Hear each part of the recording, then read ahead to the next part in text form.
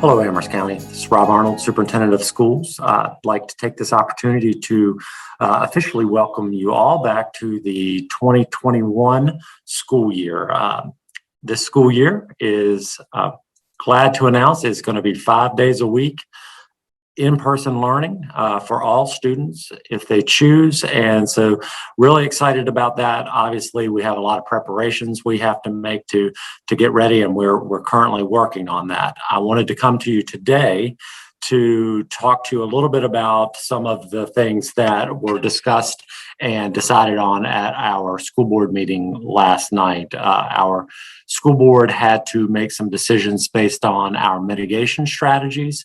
As you probably know, the numbers of cases and transmissions are beginning to rise again. And so in order for our students to be in our buildings again, we still have to have some mitigation strategies in place. So what I want to tell you about are what those are, what's going to be continued, what is going to be different from last year.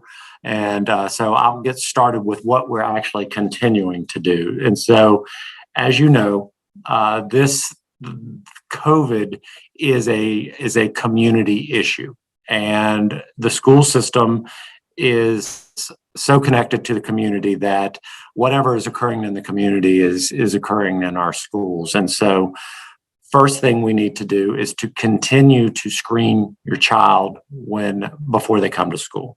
You should look for the symptoms that are present, and if they are sick, please keep your child at home. It's better for that child to be at home for a couple of days than bringing a sick child to school and then having several children have to go home because of contact with that child. So please continue. We did a great job with that last year, and I believe we can continue to do that. We want to make sure that we continue to practice healthy hygiene habits. We will have hand sanitizer. We will wipe down surfaces. We will keep a clean environment just like we did last year. And on the bus, as it is a federal mandate, masks will be required when you're riding in any Amherst County Public School transportation. And this is a federal mandate. So those are the things that we'll continue to do. The things that are going to be different are the following. So last year, we had 6 feet of social distancing. As you recall, the Virginia legislators passed a law that required us to have all students, gives all students the opportunity to be in school 5 days a week, all day long. And we cannot keep 6 feet of social distancing to make that happen. So while we will try to keep 6 feet of social distancing, we understand that is not going to be the case in all settings. So 6 feet of social distancing has been reduced to 3 feet of social distancing. We will not be taking temperature readings at the door, which goes back to why it's so important to screen your child before they come to school. And the school board last night voted and decided to make masks optional for all staff and students. So very important that they wanted to give parents the right to make decisions, health decisions, safety decisions for their own child. And so they are making masks optional. They have decided to make masks optional for this year. Now, they did, however, put a criteria for when we would need to go back to masks, because we have 98% of our students returning to school this year. And if masks are optional, then that means that's a layer of mitigation that if students choose not to wear them, that's a layer of mitigation that will be gone or removed. And so we need to make sure that if we see cases in our community start to spike, then we have to be able to respond to that. So they have authorized me to make masks mandated if we get to a certain point. And so what I'm going to do right now is share my screen so you can see what that criteria is. So this is the Virginia Department of Health website.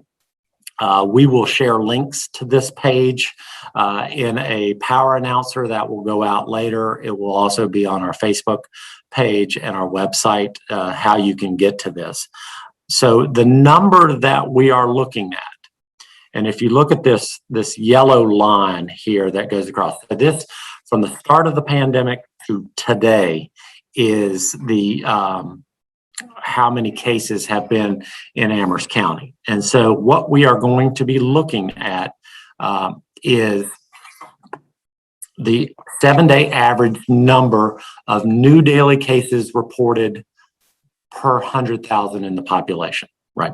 So if you look, last year, prior to about July 11th, we virtually were at less than 2, per 100,000.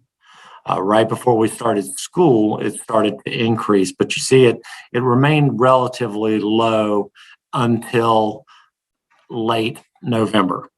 And in late November, obviously, you see here where our numbers began to spike. And that was about around the 30 cases 7-day average. So the number 30, keep that in mind as we go through here. So right around here is when the cases started to spike. And understanding, if you had your child in schools last year, a lot of quarantining was happening. Even some schools were closed for a brief time. And then we get to February, and then that number towards the end of February, it starts to come down. And as you see here, on the 18th of February, it drops below 30 again. And then you can see for the remainder of the year, except for a spike, which was spring break, it stayed below that 30 line. All summer, it's been really good. It's average 2, 3, 4 a day, 7-day average until this week. And this week, our numbers have increased to what you see on the screen here now at 17.6. So the school board has authorized a mask mandate when this number exceeds 30. So once this number goes over 30, then all staff and all students will be required to wear masks when they're in the school building. When it goes below, that mandate comes off. And so that's the number that we decided on last night, and they felt comfortable with. So remember, watch this number, and I'm going to stop sharing my screen now. And I want to talk about how we as a community can help to keep that number below 30. Obviously, it's going up again. And so what can the community do to assure, number one, that our students can stay in school, and number two, that they continue to have the option of not wearing the mask? So first, make sure you assure that your child understands what good hygiene practices are, what mitigation strategies there are. We do encourage you to wear masks. Optional means that you do have the ability to wear them. But if you choose not to, then you don't have to. But we encourage it. The CDC and the Department of Health encourages mask wearing, especially for unvaccinated people. And then speaking of vaccinations, currently vaccinations are available for students ages 12 to 18. What that looks like in our school system right now, 23% of our students in that age range have received their vaccinations. That is roughly 470 students out of the 2,100 students in our secondary schools that would be eligible to get vaccinations. So in thinking about it in those terms, we're going to have about 1,500 students in our secondary schools that are unvaccinated. So I'd like to encourage, if you have the ability and if you choose to do so, to please consider taking your child to get vaccinated. If you are having difficulty in making that happen, please reach out to us. We will be glad to provide assistance. As you know, we had vaccination clinics in our building last year. So we really feel like if the most effective way to control the coronavirus is through vaccination, we encourage vaccination, understanding that it is certainly your decision, but we would encourage that because as I told the board last night, I really have two goals. I want to keep our staff and students safe. And the second, I want to make sure that we can stay in school. Being in class with teachers, with their colleagues, is by far the best way to learn. And we so hope not to have a repeat of last year. And so I am asking you to help us with several things that will keep our community transmission rates low.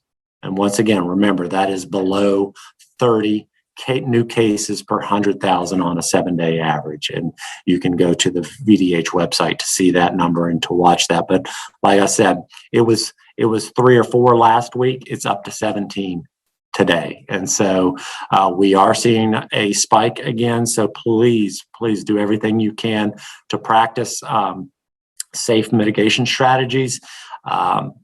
My hope is that we have a great school year. We look forward to seeing you all on August 11th for our open houses. And then first day of school is August 18th. We will have on August 17th a transition day for kindergartners and first graders who did remote learning last year. So if they weren't in the building, we're inviting first graders. In the middle school, we're inviting 6th graders and 7th graders who weren't in the building. And at the high school, we're inviting 9th graders and 10th graders who weren't in the building last year. So that we will get out another video with some more information on getting back to school. But I felt it was important to share with you today the mitigation strategies that have been approved by the school board. And so with that, I will leave you and wish you a great day, and we will see you soon.